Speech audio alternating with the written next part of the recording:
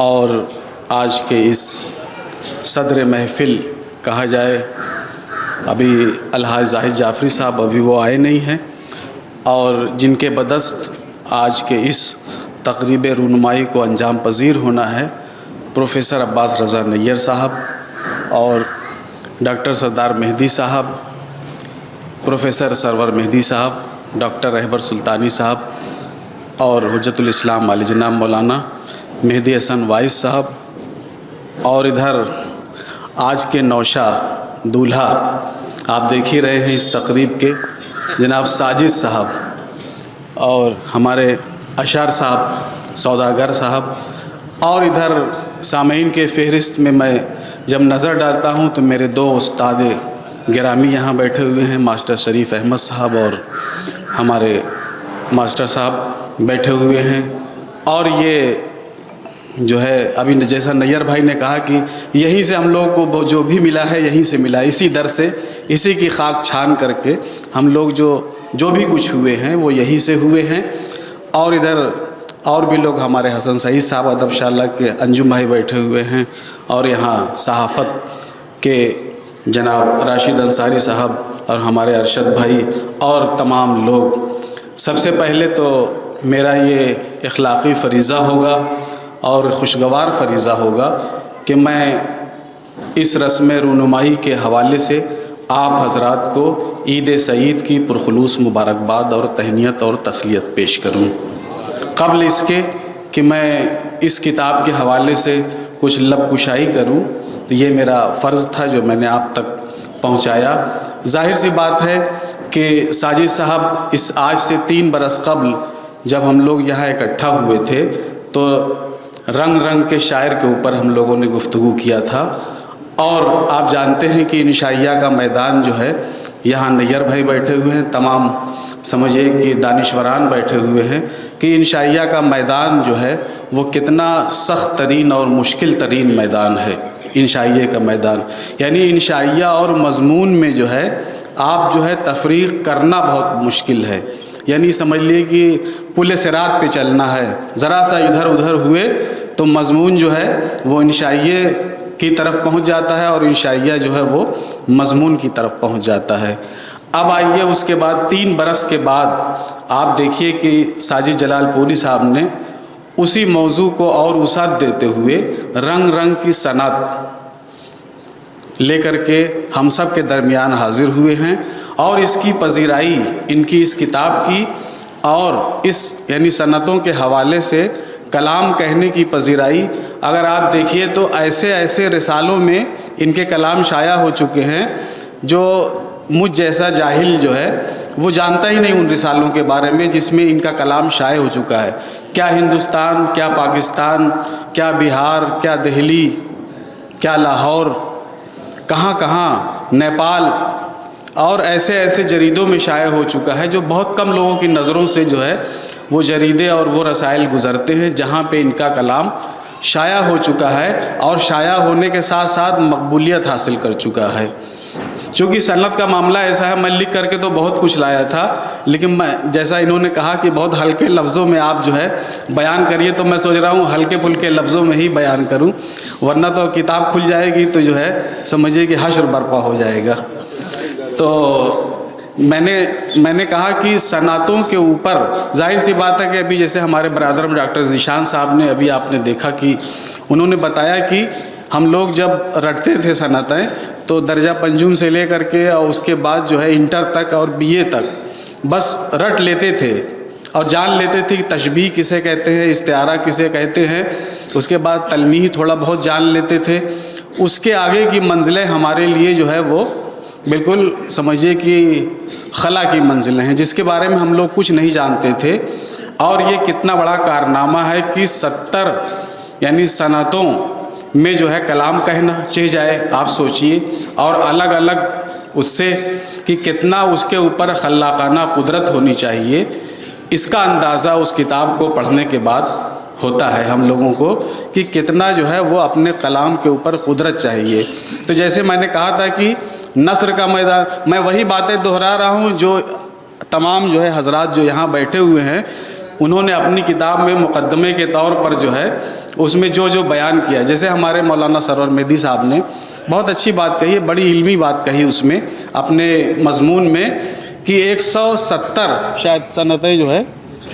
117 صنعتیں جو ہیں ابھی تک دریافت ہو چکی ہیں، اور کچھ ایسی صنعتیں ہیں جو ابھی بھی اپنے کولمبس کی تلاش میں ہیں، یعنی کبھی کوئی کولمبس آئے گا، ان صنعتوں کو دریافت کرے گا، اور دریافت کرنے کے بعد جو ہے ہم لوگ جو ہے اس سے جو ہے مالا مال ہوں گے یا بہرور ہوں گے ان صنعتوں سے۔ تو یہ تو صنعتوں کا معاملہ ہے۔ تو آپ سوچئے کہ جو ہے 70-72 صنعتوں میں کلام کہنا، اور وہ بھی اب جیسے ایک بات انہوں نے بہت اچھی بات کہی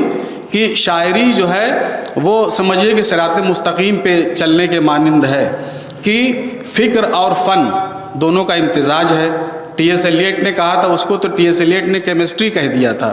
کہ ایسے علم کیمیا جو ہوتا ہے، یعنی دو مرکبوں کو آپس میں ملا دیجئے وہ کوئی ایک تیسرا مرکب بن جاتا ہے۔ تو شاعری کے حوالے سے جب ہم لوگ گفتگو کرتے ہیں تو شاعری میں بھی یہی ہوتا ہے کہ فکر اور فن۔ تو ہمارے مولانا صاحب نے کہا کہ اگر فکر پہ زور دیا جائے تو فن کا دامن چھوٹ جاتا ہے، اور فن پہ اگر زور دیا جائے تو معلوم ہوا فکر کا دامن چھوٹا جا رہا ہے۔ اور اس کے بعد جو ہمارے پروفیسر نیّر بھائی نے کیا اچھی بات کہی کہ ان کی کتاب جو ہے رنگ رنگ کی صنعت جو ہے وہ صنعتوں کا عجائب گھر ہے۔ اب دیکھیے کتنا بہترین جملہ ہے، یہ بھی ایک انشائیہ ہے جس پہ ہم لوگ داد دے سکتے ہیں کہ صنعتوں کا عجائب گھر، یعنی ہم لوگ جب کسی جو ہے میوزیم میں جاتے ہیں یا کسی عجائب گھر میں جاتے ہیں، کیسے کیسے نوادرات، کیسے کیسے مخطوطات، کیسی کیسی تلواریں، کیسی کیسی برچیاں، کیسی کیسی پوشاک، مطلب پرانے زمانے کی ہے کہ نہیں، کہ آپ دیکھیے کہ جو ہے جب ہم لوگ جاتے ہیں میوزیم میں، کیسے کیسے لوگ پرانے زمانے کے، کیسے کیسے جانور، کیسی کیسی بستیاں، یہی تو دیکھتے ہیں ہم لوگ جا کر کے عجائب گھر میں۔ تو ان کی جو صنعتوں کا مجموعہ ہے وہ ایک عجائب گھر ہے جس میں اہل ذوق، اہل ادب جو ہے اس میں جو ہے جا کر کے تمام نوادرات کا جو ہے وہ مشاہدہ کر سکتے ہیں، اس کا مطالعہ کر سکتے ہیں، اس سے لطف اندوز ہو سکتے ہیں۔ اچھا، کمال کی بات یہ ہے کہ اس میں بہت سارے لوگوں کا حوالہ دیا گیا، میر کے حوالے سے بہت ساری بات کہی جا سکتی ہے، صنعتوں کے حوالے سے، غالب کے حوالے سے بہت ساری بات کہی جا سکتی ہے، اقبال کی تلمیحات کے حوالے سے بہت ساری باتیں کی جا سکتی ہے۔ اور اس کے بعد آ جائیے فیض کے استعارے، انہوں نے استعارے کے معنی ہی بدل دیے، یعنی لیلا، مجنوں، پھر اس کے بعد قیس، پھر اس کے بعد قید خانہ، یعنی جو آپ دیکھیے اگر فیض کو آپ پڑھیے تو فیض کے یہاں اس نے استعارے میں دوسرے معنی پیدا کر دیے ہیں جو پہلے ناپید تھے، ہاں نئے معنی دیے، تو یہ ایک بڑا کارنامہ ہوتا ہے۔ تو اسی طریقے سے آپ دیکھیے کہ میں تلاش کر رہا تھا کہ کس کو پکڑوں، یعنی ہمارے جو ہے کلاسیکل پوئٹری میں ہم کس کو پکڑیں کہ ساجد صاحب کے ہمراہ ان کو کر دیں۔ تو میری نظر میں جو ہے حضرت یمین الدین امیر خسرو کے اوپر جو ہے وہ میری نظر پڑی کہ امیر خسرو کتنا جینیس آدمی تھا، جس نے جو ہے 11 بادشاہوں کا وقت دیکھا، ان کا دربار دیکھا، بیک وقت وہ جو ہے فن موسیقی کا ماہر، دو راگ جو ہے اس کا جنم داتا۔ اس کے علاوہ آپ دیکھیے ان کی غزل، اس کے بعد ان کی پہیلیاں، اس کے بعد ان کی مکرنیاں، تو یہ سب چیزیں جو ہے آپ سوچئے کہ اسی طریقے سے برتی گئی ہیں جیسے ساجد صاحب نے اپنے رنگ رنگ کی صنعت میں برتی ہیں۔ اب کچھ مثال کے طور پہ پیش کر سکتا ہوں میں کہ جیسے آپ یہ دیکھیے کہ میں چونکہ زیادہ وقت بھی نہیں لوں گا اس لیے کہ تمام نہیں جو ہے وہ ہاں سب گھر کے لوگ ہیں بھیا، جس کو وقت مل گیا۔ تو جیسے بہت ساری صنعتیں ایسا ہم لوگ ایک طالب علم کی طرح ان کی کتابوں سے ہم لوگوں نے سیکھا ہے۔ یہ بات کہنے میں مجھے کوئی عار نہیں ہے اور نہ مجھے جو ہے اپنی کم علمی کا مظاہرہ کرنے میں مجھے کوئی دقت نہیں ہے، کیونکہ بہت ساری صنعتوں سے میں خود ناواقف تھا، اور ان کی کتابیں پڑھنے کے بعد جو ہے واقفیت ہوئی، ورنہ وہی جو ہمارے ڈاکٹر ذیشان صاحب نے کہا کہ 5-7 صنعتوں کے بعد جو ہے وہ آدمی بیٹھ جاتا ہے، پھر اس کے بعد وہ صنعتوں کے بارے میں کچھ نہیں جانتا۔ تو ایک مجھ کو جو ہے وہ یاد آیا کہ صنعت ذو لسانین جس کا انہوں نے جو ہے مظاہرہ کیا، جس میں جو ہے ایک مصرع انہوں نے انگریزی کا رکھا اور ایک اردو کا رکھا۔ آپ سوچئے کہ جو ہے یعنی بحر بھی سیم ہونی چاہیے، کہاں انگریزی کے الفاظ اور کہاں اردو کے الفاظ۔ تو ہو از اللہ ہو از گاڈ، اس کا ایک مصرع جو ہے ہو از اللہ ہو از گاڈ، بندوں سے جو کرتا لاڈ۔ اب دیکھیے کتنا اچھا جو ہے انہوں نے چسپاں کیا۔ تو میرے ذہن میں جو ہے اب جیسے یہ ان کا، تو میرے ذہن میں حضرت امیر خسرو کی خوبصورت غزل جو قوالیوں کے حوالے سے آپ حضرات تک میں سوچتا ہوں کہ ضرور پہنچی ہوگی، کہ اگر اس پہ گفتگو نہ کی جائے تو مجھے لگتا ہے کہ بات مکمل رہ جائے گی۔ کہ ز حال مسکین مکن تغافل، یہ اتنا ٹکڑا جو ہے فارسی کا ہے۔ ز حال مسکین مکن تغافل درائے نینا بنائے بتیاں۔ اب یہ ہندوی کہیے، ریختہ کہیے، اردو کہیے، کیونکہ جس زمانے میں امیر خسرو شاعری کر رہے تھے 13ویں 14ویں صدی میں، اس زمانے میں آپ سوچئے نہ تو یعنی تحریری طور پر نہ تو اردو کا وجود تھا اور نہ ہندی کا وجود تھا، اس لیے ہندی والے امیر خسرو کو اپناتے ہیں، اردو والے بھی اتنے ہی جو ہے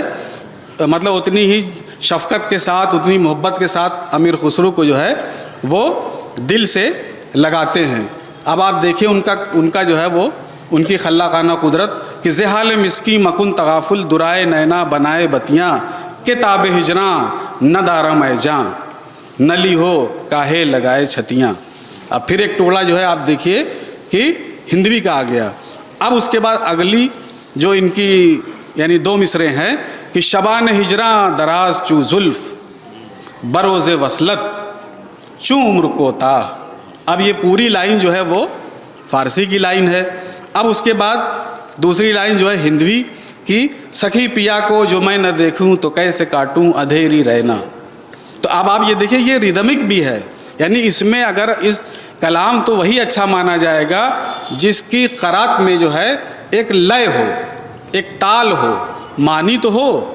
معنی ہو، مفہوم ہو، لیکن اس کے ساتھ ساتھ شاعری اسے کہا جائے گا جس میں ایک ردم ہو۔ جیسے میر کو آپ پڑھیے، پتا پتا بوٹا بوٹا حال ہمارا جانے ہے، یہ دیکھیے ردم دیکھیے آپ اس کا کہ پتا پتا بوٹا بوٹا حال ہمارا جانے ہے،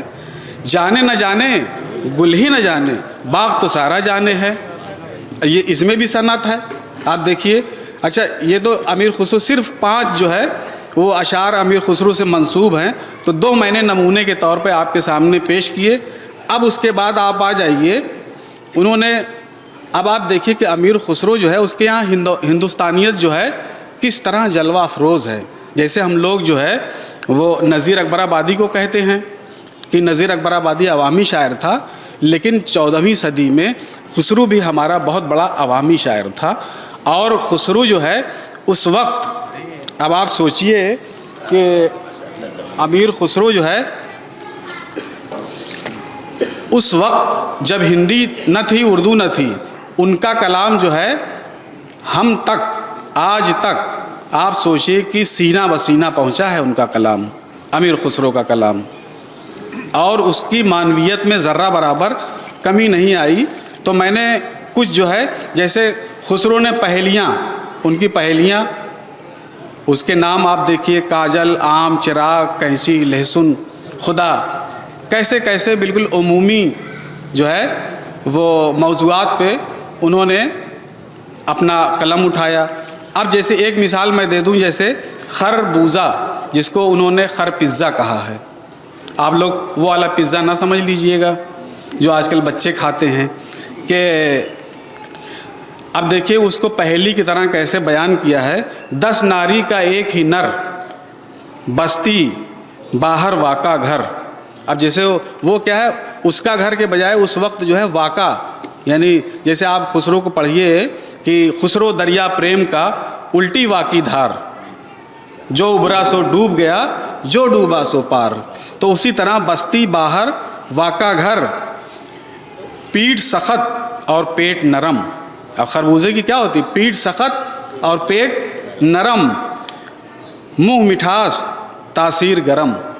دیکھیے اب اس کے بعد آپ دیکھیے کہ ساجد صاحب نے بھی اسی طرح کا جو ہے بہت سارا آپ دیکھیے کہ کارنامہ کیا ہے. جیسے یعنی آپ دیکھیے کہ صنعت تقریر مستانف یا تقریر مجدد، یہ سب ہم لوگوں نے کہاں سنا ہے بتائیے؟ ہے کہ نہیں؟ آپ بتائیے، مطلب ایمانداری سے آپ لوگ بتائیے کہ جو ہے کسی نے نہیں سنا ہے. اب کوئی سنا ہو تو ہاتھ اٹھا دے. تو اس میں دیکھیے الفاظ کی تکرار سے معنی کا ایک نیا پہلو پیدا ہو جاتا ہے کہ دنیا کا سنگ حرم کا ہے رنگ اور، دنیا کا سنگ حرم کا ہے رنگ اور، کلمہ نبی پڑھائیں جسے وہ ہے سنگ اور. اب دیکھیے ایک نیا یعنی سنگ لفظ کو رکھ کر کے معنی کے کتنے جہات پیدا ہو گئے اس میں، ہے کہ نہیں؟ اس کے بعد صنعت تقریر مصنع، دیکھیے آپ حضرات نے سنا ہی نہیں ہوگا. اس میں دو لفظ الگ الگ آتے ہیں. جیسے ابھی میں نے جو ہے وہ میر کا شعر دہرایا تھا کہ پتا پتا بوٹا بوٹا حال ہمارا جانے ہے، جانے نہ جانے گل ہی نہ جانے باغ تو سارا جانے ہے. جنگل جنگل صحرا، یہ ساجد صاحب ہیں آپ کے. جنگل جنگل صحرا صحرا میرے خدا کا جلوہ ہے، بستی بستی دریا دریا نام خدا کا چرچا ہے.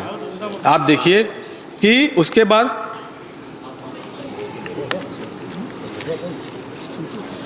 صنعت مقلوب یا قلب کل، اس میں لفظ کی ترتیب الٹ کر ایک نئے یعنی مجھے جو صنعتیں پسند آئی میں نے صرف انہی کا ذکر کیا ہے، باقی میں نے چھوڑ دیا ہے. جیسے نیئر بھائی نے کہا تھا کہ صنعتوں کا میدان جو ہے زیادہ تر اس کو ایک بھاری پتھر سمجھ کر کے لوگ چوم کر کے آگے بڑھ جاتے ہیں کہ سب کے بس کی بات نہیں ہے. یہ نیئر بھائی نے جو ہے وہ اپنے مضمون نے لکھا ہے. تو اب دیکھیے کہ پڑھ لو خیرات کی کبھی تاریخ، لفظ خیرات اس کو الٹ دیجئے تو تاریخ بن جاتا ہے. یہ ہے شاعرانہ قدرت کا، یہ سب کمالات ہیں. یعنی اسی لیے جو ہے وہ فارسی میں جو ہے شاعر کو خدا کے برابر کا درجہ دیا جاتا ہے. یعنی وہ جو ہے وہ کیا ہے کہ فرینچ میں شاعر کو خدا کے برابر کا وہ کریٹر ہے، کریٹ کرتا ہے، چیزوں کی تخلیق کرتا ہے. اب آپ دیکھیے پڑھ لو خیرات کی کبھی تاریخ، موت جیسی بلا بھی ٹل جائے. خیرات کی تاریخ کا ٹلنا. اب دیکھیے اس کے بعد صنعت مقطع، اس میں اس بات کا التزام کیا جاتا ہے کہ ایسے لفظ لائے جائیں جن کے حروف علیحدہ علیحدہ لکھے جائیں. اور دوسری صفت اس کی یہ ہے کہ اس میں کسی بھی حرف پر نقطے کا بار نہ ہو. اب آپ دیکھیے کہ اس حرف کے اوپر نقطے کا بار نہ ہو کہ وہ روح دم دام اور درم دے. وہ اب آپ دیکھیے اس میں کہیں کوئی نقطہ نہیں ہے. تو ایسے الفاظ کو تلاش کرنا اور اس کے بعد جیسے آتش نے کہا تھا کہ شاعری بھی وہ ہے نہیں کہ بندش الفاظ جڑنے سے نگوں کچھ کم نہیں، شاعری بھی کام ہے آتش مرصع ساز کا. کہ جو ہم لوگ کہتے ہیں کہ الفاظ کی نشست اور برخاست، اور ایک طرف ہمارے سرور صاحب نے اشارہ بھی کیا ہے، یعنی کیسے آپ دیکھیے انہوں نے اپنی علمی اور ادبی صلاحیتوں کا اظہار کرتے ہوئے انہوں نے یہ کہا کہ جیسے لکھنؤ اسکول ہے اور دہلی اسکول ہے. اب آپ دیکھیے کہ انہوں نے کہا کہ آمد شاعری میں دو چیزیں ہیں، انصر بھائی یہاں موجود ہیں، آمد اور آورد. کہ یعنی آمد جو ہے وہ میرے خیال سے سرور صاحب کا جو اشارہ ہے وہ دہلی کی شاعری میں آمد زیادہ ہے، اور آورد جو ہے کہ نہیں، اگر اس کی تشریح کی جائے تو آورد جو ہے وہ لکھنؤ کی شاعری میں یعنی شعوری طور پہ دکھائی دیتی ہے. اچھا اس کے بعد آپ یہ دیکھیے کہ جناب ہمارے ہاں مرثیوں کا اگر ذکر نہ کیا جائے ان تمام صنعتوں کے حوالے سے تو سمجھ لیے کہ ساری بحثیں جو ہے وہ بیکار ہیں، ادھوری ہیں، تشنا ہیں. کہ میرا نیس علی اللہ مقامہ کا آپ دیکھیے کہ اگر جو ہے ان کا ذکر نہ کیا جائے صنعتوں کے حوالے سے، الفاظ کے حوالے سے، تشبیہ کے حوالے سے، استعارے کے حوالے سے، یعنی جتنی صنعتیں ہیں آپ جائیے اور تلاش کریے. اور مجھے تو لگتا ہے کہ ہم لوگ جو ہے اس کتاب کو پڑھنے کے بعد اب تک ہم لوگوں نے جتنی شاعری کی ہے، نہ دانستہ طور پہ جن الفاظ کا استعمال کیا ہے، اب جا کے ہم لوگ بھی ڈھونڈیں گے اس میں کہ کیا کیا استعمال کیا ہے ہم لوگوں نے، ہے کہ نہیں؟ کہ ہم لوگ جو ہے ابھی تک تو ایسے ہی روا روی میں ہم لوگ الفاظ استعمال کرتے رہے، تو اب جا کر کے ہم لوگ دیکھیں گے کہ ہم لوگوں نے کیا کیا جو ہے تھوڑا بہت جو ہے اس میں اپنا جو ہے وہ مظاہرہ کیا ہے. تو اس کے علاوہ آپ دیکھیے کہ ایک مجھے پھر امیر خسرو کا ایک واقعہ اور سنا دوں، کیونکہ یہ تھوڑا سا بحث جو ہے بڑی بوجھل ہے. یہ بس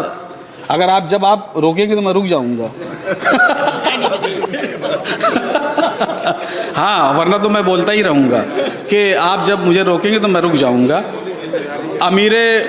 امیر خسرو جو ہے ان کا ایک واقعہ بہت مشہور ہے، اسی پہ میں اپنی بات کو ختم کرتا ہوں کہ امیر خسرو کتنے جینیس تھے. امیر خسرو ایک دفعہ جو ہے جا رہے تھے، کہیں سفر پہ تھے، ان کو پیاس لگی، اور پیاس جب لگی تو وہ چلتے چلتے ایک کنویں کے پاس پہنچے جہاں پہ کچھ پنہارنیں جو ہے وہ کنویں سے پانی بھر رہی تھیں. تو اس کے بعد خسرو بھی وہاں پہنچے، اور وہاں پہنچنے کے بعد خسرو نے ان سے کہا کہ مجھے پانی پلا دو، میں بہت پیاسا ہوں. تو لوگوں کو پتہ چلا کہ یہ امیر خسرو ہیں، ان کو پتہ چلا تو انہوں نے کہا نہیں ایسے پانی نہیں پلائیں گے، پہلے آپ کچھ ہمیں شاعری سنائیے. تو انہوں نے کہا بتائیے میں کیا سناؤں. تو انہوں نے کہا کہ ہم 4 لفظ آپ کو دے رہے ہیں، 4 لفظ، اور ان 4 لفظ سے کوئی شاعری بنا دیجئے. تو اس میں جو ہے اس میں کھیر جو ہمارے ہاں پکتی ہے، اور چرخا سے ہم لوگ کتنے واقف ہیں، اور پھر کتا اور ڈھول، یہ 4 لفظ جو ہے انہوں نے دیا. اب آپ سوچیں کہ چاروں غیر مربوط الفاظ ہیں جس کا ایک دوسرے سے کوئی ربط نہیں ہے کہیں پہ. چرخے کا کتے سے کون سا تعلق ہو سکتا ہے؟ پھر اس کے بعد جو ہے وہ ڈھول کا جو ہے کھیر سے کیا تعلق ہو سکتا ہے؟ لیکن اگر شاعر چاہے تو وہ تعلق جو ہے وہ پیدا کر سکتا ہے. اگر یہ جو ہے شاعر کو یہ صلاحیت یا یہ قدرت حاصل ہے کہ وہ جو ہے تعلق پیدا. اب کیسے تعلق پیدا ہوا؟ اب آپ خسرو کا کلام میں دیکھ لیے کہ یہ تو گائے جاتے ہیں یہ کلام، قوال حضرات جو ہے وہ ہم تک پہنچے ہیں یہ سب کلام، کہ کھیر پکایا جتن سے چرخا دیا چلائے، کھیر پکایا جتن سے چرخا دیا چلائے، آیا کتا کھا گیا تو بیٹھی ڈھول بجائے. تو آپ دیکھیے کہ جو ہے چاروں الفاظ کا کس طرح استعمال کیا گیا کہ ان میں سے ایک معنویت پیدا ہو گئی. تو انہی الفاظ کے ساتھ میں اپنی بات کو ختم کرتا ہوں. بہت بہت شکریہ.